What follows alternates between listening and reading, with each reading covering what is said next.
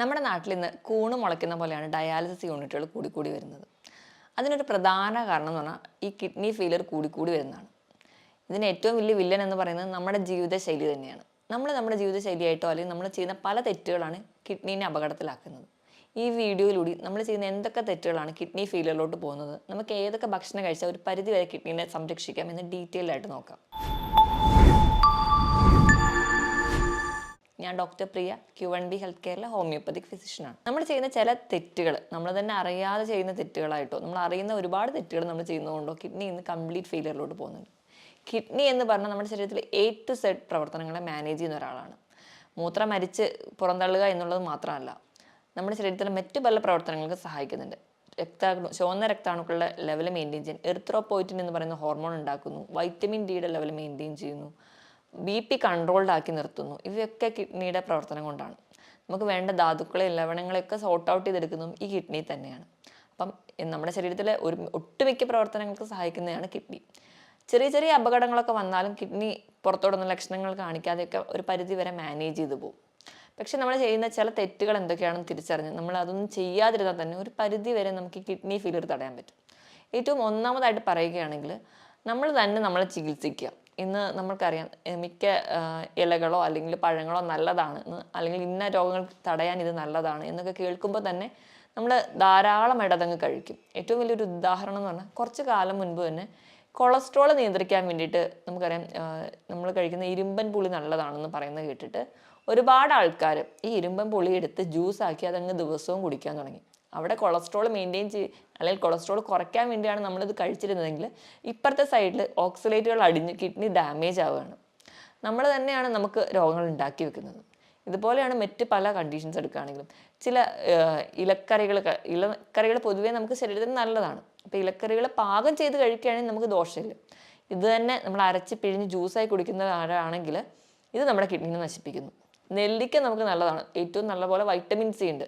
ഏറ്റവും നല്ല rich source ആണെന്ന് നമുക്കറിയാം. എന്നാൽ കുറച്ച് അധികം വൈറ്റമിൻ സി കിട്ടിക്കോട്ടെ എന്ന് ഓർത്തിട്ട് കോവിഡ് കാലങ്ങൾക്ക് അല്ലെങ്കിൽ പല ഇൻഫെക്ഷൻസ് തടയാൻ വേണ്ടിയിട്ട് നമ്മൾ ചെയ്യുന്ന ഒന്നാണ് ഒരു ദിവസം ഒരു 8-10 നെല്ലിക്ക എടുത്ത് അരച്ച് ജ്യൂസാക്കി കുടിക്കുക. അത് നമുക്ക് ദോഷം ചെയ്യും. ദിവസം 1-2 നെല്ലിക്ക അത്രയും നമ്മുടെ ശരീരത്തിന് ആവശ്യമുള്ളൂ. ഞാൻ ഈ പറഞ്ഞതെല്ലാം നിങ്ങൾ ജ്യൂസാക്കി കഴിക്കുകയാണെങ്കിലാണ് പ്രശ്നം ഉണ്ടാവുക. നമ്മൾ പാകം ചെയ്തിട്ടാണ് കഴിക്കുന്നതെങ്കിൽ നമ്മൾ ഇപ്പോൾ ചീരയൊക്കെ ആണെങ്കിൽ ഒരു ലിമിറ്റിൽ നമുക്ക് കുക്ക് ചെയ്ത് കഴിക്കുകയാണെങ്കിൽ നമുക്ക് കുഴപ്പമില്ല. നമ്മൾ ആ ജ്യൂസാക്കി കഴിക്കുമ്പോഴാണ് ഈ പറഞ്ഞ പ്രശ്നങ്ങൾ ഉണ്ടാവുന്നത്. ഇനി അടുത്തൊരു പ്രശ്നം എന്ന് പറഞ്ഞാൽ പെയിൻ കില്ലേഴ്സിൻ്റെ അധികമായിട്ടുള്ള ഉപയോഗം.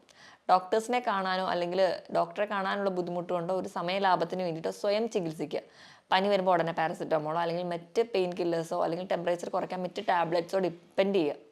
ഇങ്ങനെയൊക്കെ ചെയ്യുന്നതിൻ്റെ ഭാഗമായിട്ട് ഡോക്ടറുടെ കൺസൾട്ടേഷൻ ഇല്ലാതെ മെഡിസിൻസ് എടുക്കുന്നതിൻ്റെ ഭാഗമായിട്ട് കിഡ്നി ഫെയിലിയറിലോട്ട് പോകാം.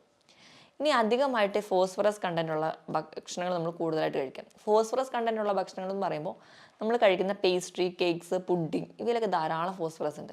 ഇവ നമ്മുടെ ശരീരത്തിൽ അധികമായിട്ട് ചെന്ന് കഴിഞ്ഞാൽ പ്രശ്നമാണ്. അതുപോലെ തന്നെ സോഡിയത്തിൻ്റെ അളവ് കൂടിയാലും നമുക്കറിയാം BP കൂടാനൊരു കാരണം എന്ന് പറഞ്ഞാൽ സോഡിയം കൂടുന്നതാണ്. സോഡിയം എന്ന് പറയുമ്പോൾ സോഡിയം ക്ലോറൈഡ് ഫോമിൽ ഉപ്പായിട്ട് നമ്മൾ കഴിക്കുന്നത് വറുത്തതും പൊരിച്ചതുമായിട്ടുള്ള എല്ലാ വസ്തുക്കളിലും ഹോട്ടൽ ഫുഡുകളിൽ പ്രത്യേകിച്ച് അതൊന്ന് കേടുകൂടാതിരിക്കാനും അതുപോലെ തന്നെ ഒന്ന് ടേസ്റ്റ് കൂടാനും അവർ ആവശ്യത്തിലും കൂടുതൽ ഉപ്പാണ് ഉപയോഗിക്കുന്നത്. നമുക്ക് ദിവസവും കഴിക്കാവുന്ന ഉപ്പിൻ്റെ അളവ് എന്ന് പറഞ്ഞാൽ 5 ഗ്രാം ആണെങ്കിൽ അതിലും അധികം നമ്മുടെ ശരീരത്തിൽ ചെല്ലുമ്പോൾ അത് നമുക്ക് കിഡ്നി ഡാമേജിലോട്ട് എത്തിക്കുന്നുണ്ട്.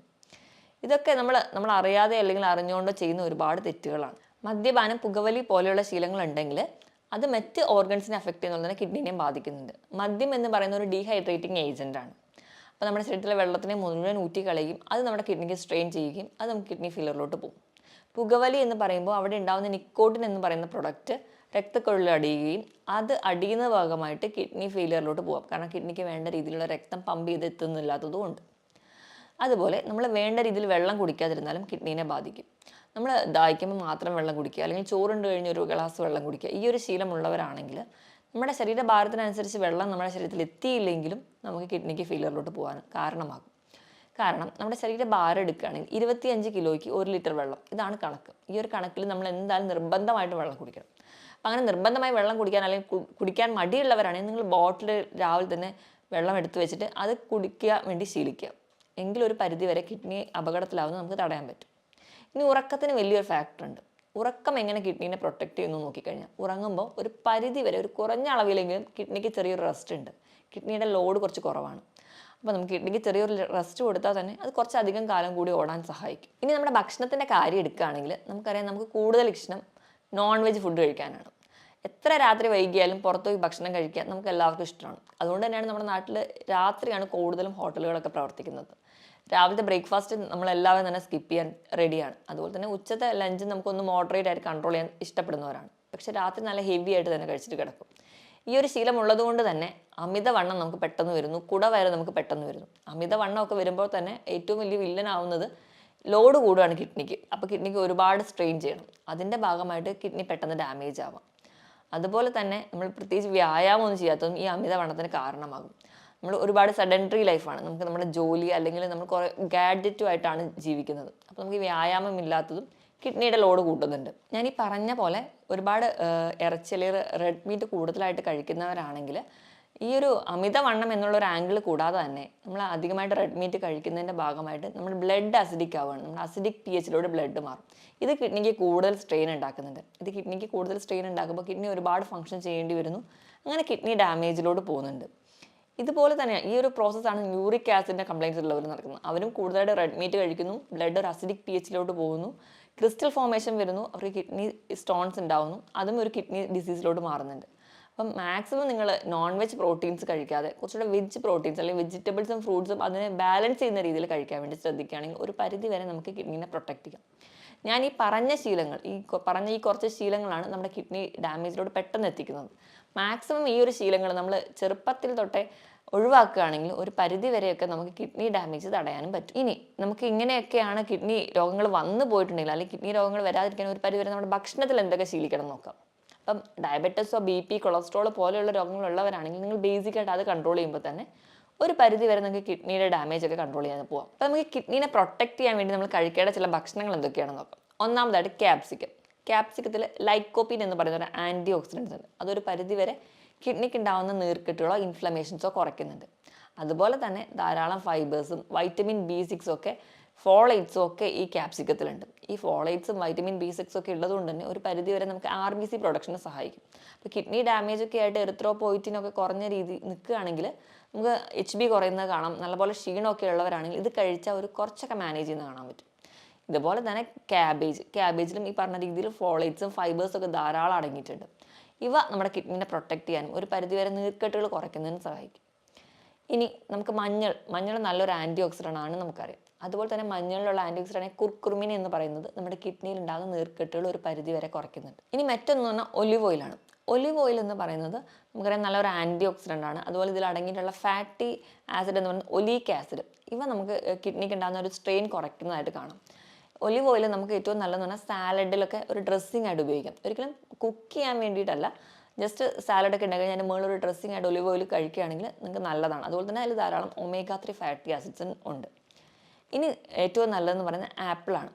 ആപ്പിൾ ധാരാളം ഫൈബേഴ്സ് ഉണ്ട്. ഈ ഫൈബേഴ്സ് നമുക്കിപ്പം കുടലിലോ അല്ലെങ്കിൽ നമ്മുടെ ശരീരത്തിലുണ്ടാകുന്ന പല ടോക്സിൻസിനെ പെട്ടെന്ന് തന്നെ പുറം തള്ളി കളയാൻ വേണ്ടിയിട്ട് നമുക്ക് ഈ ഫൈബേഴ്സ് നമ്മളെ സഹായിക്കുന്നുണ്ട്. അപ്പോൾ നിങ്ങൾക്ക് കഴിക്കാവുന്ന ഒരു ഫ്രൂട്ടാണ് ആപ്പിൾ. അതുപോലെ തന്നെ തണ്ണിമത്തൻ കഴിക്കുമ്പോൾ അതിലും ഈ ലൈക്കോപ്പിൻ എന്ന് പറയുന്ന ആൻറ്റി ഓക്സിഡൻസ് ഉണ്ട്. അത് നമുക്ക് ഇൻഫ്ലമേഷൻ കുറയ്ക്കുന്നുണ്ട്. അതുപോലെ തണ്ണിമത്തൻ നമുക്ക് നല്ല ഹൈഡ്രേഷൻ തരുന്ന ഒരു ഫ്രൂട്ടാണ്. അപ്പോൾ അതും നിങ്ങൾക്ക് ഉൾപ്പെടുത്തുന്ന ഒരു പരിധിവരെ കിഡ്നിനെയൊക്കെ സംരക്ഷിക്കാൻ വേണ്ടി സഹായിക്കും. ഇനി ഇത് കൂടാതെ തന്നെ നമുക്ക് നമ്മുടെ ഉപ്പിൻ്റെ അളവൊന്ന് നിയന്ത്രിക്കാൻ വേണ്ടി ശ്രദ്ധിക്കുക.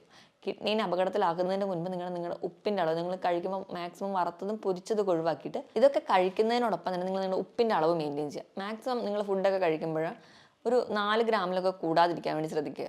അപ്പോൾ നമുക്ക് ഉപ്പിൻ്റെ അളവ് മെയിൻറ്റെയിൻ ചെയ്യുന്ന ഒരു പരിധിവരെ കിഡ്നി ഡാമേജ് ഒക്കെ കുറയ്ക്കാൻ പറ്റും. ഇനി ഭക്ഷണത്തിൽ ഉൾപ്പെടുത്തേണ്ട ഒന്നാണ് വെളുത്തുള്ളിയിൽ അല്ലിസിൻ എന്ന് പറയുന്ന ഒരു കണ്ടന്റ് ഉണ്ട്. ഇതും നമുക്കൊരു പരിധിവരെ കിഡ്നി ഡാമേജ് കുറയ്ക്കാൻ പറ്റും. അതുപോലെ ഇഞ്ചിയിൽ അടങ്ങിയിട്ടുള്ള കണ്ടന്റ് നമുക്ക് ശരീരത്തിലുണ്ടാകുന്ന നീർക്കെട്ടുകൾ കുറയ്ക്കുന്നു. അതുപോലെ തന്നെ കിഡ്നി ഡാമേജ് ഉണ്ടാകുമ്പോൾ ഒരുപാട് പേർക്ക് ഉണ്ടാകുന്ന ഒരു ബുദ്ധിമുട്ടാണ് നടുവിന് കഴപ്പ്, നടുവേദനയൊക്കെ. ഈ ഒരു പ്രശ്നവും നമുക്കൊരു പരിധിവരെ കുറയ്ക്കാൻ പറ്റും. അതുപോലെ തന്നെ ഇഞ്ചി നല്ലൊരു ഡയൂററ്റിക്കായിട്ടും ആക്ട് ചെയ്യുന്നുണ്ട്. ധാരാളം ഇലക്കറികളൊക്കെ കഴിക്കുക. ഇലക്കറികൾ എന്ന് പറയുമ്പോൾ നമ്മൾ ചീര മാത്രമല്ല, അല്ലാതെ മറ്റ് ബ്രക്കോളി അങ്ങനെയുള്ള ഇലക്കറികളൊക്കെ ധാരാളമായി കഴിക്കാൻ വേണ്ടി ശ്രദ്ധിക്കുക. ഇപ്പോഴും പാചകം ചെയ്ത് കഴിക്കുമ്പം ഇതിൽ നിന്ന് നമുക്ക് നമ്മുടെ RBC പ്രൊഡക്ഷൻ ആവശ്യമായിട്ടുള്ള വൈറ്റമിൻസ് അല്ലെങ്കിൽ മിനറൽസോ അല്ലെങ്കിൽ അയണൊക്കെ നമുക്ക് കിട്ടുന്നുണ്ട്. നമുക്ക് ഈ ഒരു RBC കുറയുന്നതുകൊണ്ടോ അല്ലെങ്കിൽ HB കുറയുന്നതുകൊണ്ടോ ഉണ്ടാകുന്ന ക്ഷീണവും ഒരു പരിധി വരെ കുറയ്ക്കാൻ പറ്റും. ഈ പറഞ്ഞ രീതിയിലൊക്കെ ഭക്ഷണം കഴിക്കുകയാണെങ്കിൽ ഒരു പരിധി വരെയൊക്കെ നമുക്ക് നമ്മുടെ കിഡ്നിനെ സംരക്ഷിച്ച് നിർത്താൻ പറ്റും.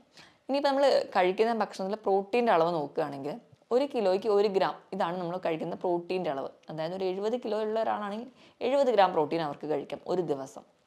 കിഡ്നി ഡാമേജ് ഒക്കെ സ്റ്റാർട്ട് ചെയ്തു അല്ലെങ്കിൽ ചെറിയ ചെറിയ ലക്ഷണങ്ങളൊക്കെ കണ്ടു തുടങ്ങിയിട്ടുണ്ടെങ്കിൽ നിങ്ങളുടെ പ്രോട്ടീൻ്റെ അളവ് കുറയ്ക്കുക. എപ്പോഴും നിങ്ങൾ പ്രിഫർ ചെയ്യേണ്ടത് വെജിറ്റബിൾ പ്രോട്ടീൻസ് ആണ്. പയർ, കടല, പരിപ്പ്, കൂണ്, അതേപോലെ പനീർ ഇവയൊക്കെ കൂടുതലായിട്ട് കഴിക്കുക. മാക്സിമം നിങ്ങൾ അനിമൽ പ്രോട്ടീൻസ്, റെഡ് മീറ്റ് ഒക്കെ കുറയ്ക്കാൻ വേണ്ടി ശ്രദ്ധിക്കുക. ഒരു കിഡ്നി പേഷ്യൻസ് ആയിക്കഴിഞ്ഞാൽ നിങ്ങൾ കഴിക്കേണ്ട പ്രോട്ടീൻ്റെ അളവ് എന്ന് പറഞ്ഞാൽ നിങ്ങളുടെ 1 കിലോയ്ക്ക് 0.8 ഗ്രാം മാത്രമേ പ്രോട്ടീൻ കഴിക്കാൻ പാടുള്ളൂ. ഇനി കൊഴുപ്പ് കഴിക്കുകയാണെങ്കിൽ നമ്മളൊരു ദിവസം കഴിക്കേണ്ട കൊഴുപ്പിൻ്റെ വെയിറ്റ് എന്ന് പറഞ്ഞാൽ 50 ഗ്രാം കൊഴുപ്പാണ്. കിഡ്നി ഡാമേജ് ഒക്കെ സ്റ്റാർട്ട് ചെയ്യുകയാണ്, അതിൻ്റെ ലക്ഷണങ്ങളൊക്കെ കണ്ടു തുടങ്ങിയിട്ടുണ്ടെങ്കിൽ കൊഴുപ്പ് ഒരു ദിവസം ഒരു 25 ഗ്രാം മാത്രമേ കഴിക്കാവുള്ളൂ. പകുതിയായിട്ട് കുറയ്ക്കണം. അതുപോലെ സോഡിയം, പൊട്ടാസ്യം ഒക്കെ ലെവൽ മെയിൻറ്റെയിൻ ചെയ്യാൻ വേണ്ടി ശ്രദ്ധിക്കുക. സോഡിയം ഞാൻ പറഞ്ഞ പോലെ വറുത്തതും പൊരിച്ചതൊക്കെ ഒന്ന് ഒഴിവാക്കുകയാണെങ്കിൽ, പപ്പടം, അച്ചാർ, ഉപ്പിലിട്ടതൊക്കെ ഒഴിവാക്കുകയാണെങ്കിൽ ഒരു പരിധി വരെ നമുക്ക് കൺട്രോൾ ചെയ്യാം. പൊട്ടാസ്യത്തിൻ്റെ ലെവൽ മെയിൻറ്റെയിൻ ചെയ്യാൻ വേണ്ടി നിങ്ങൾ അധികം പൊട്ടാസ്യമുള്ള ഭക്ഷണങ്ങളാണെങ്കിൽ ഒന്ന് ഒഴിവാക്കുക. കൂടുതലായിട്ട് പൊട്ടാസ്യം അടങ്ങിയിരിക്കുന്നത് കരിക്ക്, ഏത്തപ്പഴം, മാതളം ഇവയിലൊക്കെയാണ്. മാക്സിമം നിങ്ങൾ കഴിയുമ്പോൾ ഫ്രൂട്ട്സ് തിരഞ്ഞെടുക്കുമ്പോൾ പൊട്ടാസ്യം കുറവുള്ള പൈനാപ്പിൾ, ആപ്പിൾ, ബെറീസ്, പേരയ്ക്ക ഇവയൊക്കെ കൂടുതലായിട്ട് തിരഞ്ഞെടുക്കാൻ വേണ്ടി ശ്രദ്ധിക്കുക. ഇനി ഏത്തപ്പഴമൊക്കെ കഴിക്കാൻ താല്പര്യം ഉണ്ടെങ്കിൽ വല്ലപ്പോഴും കഴിക്കുമ്പോൾ പുഴുങ്ങി കഴിക്കുകയാണെങ്കിൽ ഒരു പരിധി വരെയൊക്കെ നമുക്ക് സോഡിയം, പൊട്ടാസ്യത്തിൻ്റെ അളവ് കുറയ്ക്കാൻ പറ്റും. ഞാൻ ഈ പറഞ്ഞ രീതിയിലൊക്കെ ഭക്ഷണം കൂടുതലായിട്ട് ഹെൽത്തി ആയിട്ട് കഴിക്കുക, കൃത്യമായിട്ട് വ്യായാമം ചെയ്യുക, നല്ല രീതിയിൽ കൃത്യമായിട്ട് ഉറങ്ങുക. അതായത് ഒരു 6-7 മണിക്കൂർ കൃത്യമായിട്ട് തന്നെ ഉറങ്ങാൻ വേണ്ടി ശീലിക്കുക. വ്യായാമം ആഴ്ചയിൽ 5 ദിവസമെങ്കിലും മാക്സിമം നിർബന്ധമായിട്ട് തന്നെ ചെയ്യാൻ വേണ്ടി ശ്രദ്ധിക്കുക. നല്ല രീതിയിൽ തന്നെ നിങ്ങൾക്ക് ആവശ്യത്തിന് വേണ്ടിയുള്ള വെയിൽ കൊള്ളുക, കൃത്യമായി വെള്ളം കുടിക്കുക. അപ്പോൾ നിങ്ങൾക്ക് കുറച്ചുകൂടെ ഹെൽത്തി ആയിട്ട് ഇരിക്കാൻ പറ്റും. അതുപോലെ ഞാൻ ആദ്യം പറഞ്ഞ രീതിയിലുള്ള തെറ്റുകൾ മാക്സിമം ഒഴിവാക്കുക. അങ്ങനെയാണെങ്കിൽ ഒരു പരിധി വരെ നമുക്ക് നമ്മുടെ കിഡ്നീനെ പ്രൊട്ടക്റ്റ് ചെയ്യാൻ പറ്റും. ഞാൻ ഈ പറഞ്ഞ കാര്യത്തിൽ എന്തെങ്കിലും ഡൗട്ട് ഉണ്ടെങ്കിൽ നിങ്ങൾ താഴെ കാണുന്ന നമ്പറിൽ കോൺടാക്ട് ചെയ്യുക. മറ്റൊരു ഹെൽത്ത് ടോപ്പിക്കുമായിട്ട് വീണ്ടും കാണുന്നത് വരെ നന്ദി.